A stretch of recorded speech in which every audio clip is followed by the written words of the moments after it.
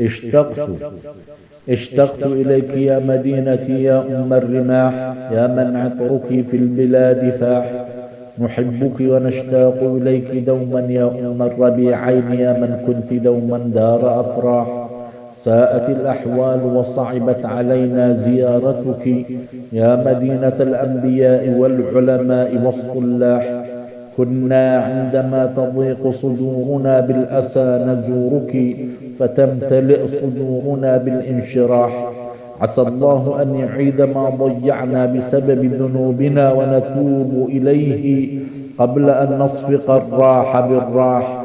ونسأل الله عز وجل أن يحفظك وبلاد المسلمين من كل سوء في كل مساء وصباح.